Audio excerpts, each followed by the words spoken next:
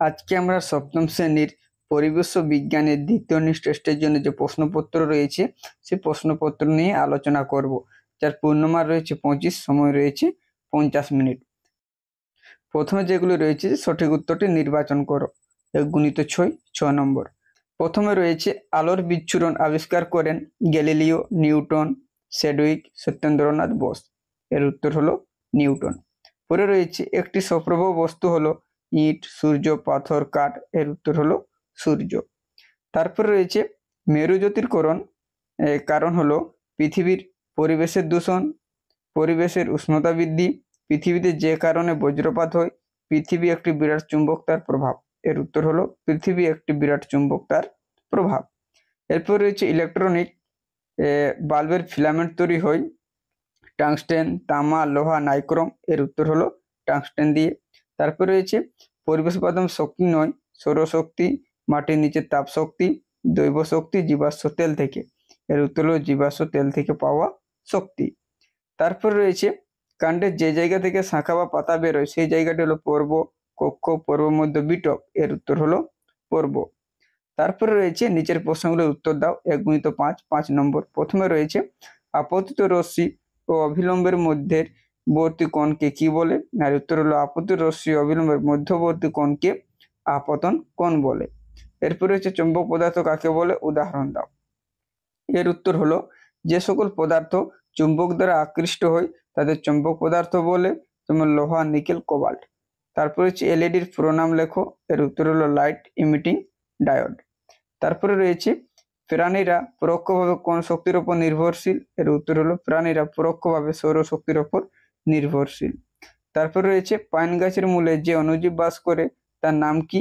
এর উত্তর হলো পাইন গাছের মূলে যে অণুজীব বাস করে তার নাম হলো মাইকোপ্লাজা। এরপর রয়েছে সূচিছিদ্র ক্যামেরার ছিদ্র বড় হলে প্রতিকৃত অস্পষ্ট হয় কেন? 2 নম্বরের। এর উত্তর হলো সূচিছিদ্র ক্যামেরার ছিদ্র বড় হলে প্রতিকৃত অস্পষ্ট হয় কারণ একটি বড় ছিদ্রকে অসংখ্য ক্ষুদ্র ক্ষুদ্র একক ছিদ্রের সমষ্টি হিসেবে কল্পনা করা হয়। তাই প্রতিটি ক্ষুদ্র ক্ষুদ্র একক ছিদ্র এক একটি করে আলাদা আলাদা প্রতিকৃতি সৃষ্টি করে, কিন্তু ছিদ্রগুলি পাশাপাশি অবস্থান করায় প্রতিকৃতগুলিও একে অপরের খুব কাছাকাছি থাকে ও একে অপরের উপর পড়ে মিলেমিশে একাকার হয়ে যায়, ফলে প্রতিকৃতি অস্পষ্ট দেখা যায়। তারপরে রয়েছে 4 দাগে চৌম্বক দৈর্ঘ্য কাকে বলে? চৌম্বক দৈর্ঘ্যের সঙ্গে চুম্বকের প্রকৃত দৈর্ঘ্যের সম্পর্ক কি? এর উত্তর হলো কোন চুম্বকের মেরুর মধ্যবর্তী রৈখিক দূরত্বকে ওই চুম্বকের চৌম্বক দৈর্ঘ্য বলে। চৌম্বক দৈর্ঘ্যের সঙ্গে চুম্বকের প্রতিকৃত দৈর্ঘ্যের সম্পর্ক সাধারণত কোন চুম্বকের চৌম্বক দৈর্ঘ্য চুম্বকের প্রতিকৃত দৈর্ঘ্যের 86% হয়, অর্থাৎ চৌম্বক দৈর্ঘ্য সমান 0.86 ইন্টু চুম্বকের প্রকৃত দৈর্ঘ্য। তারপর হচ্ছে বৈদ্যুতিক ইস্ত্রিতে নাইক্রোম তার ব্যবহার করার সুবিধা কি?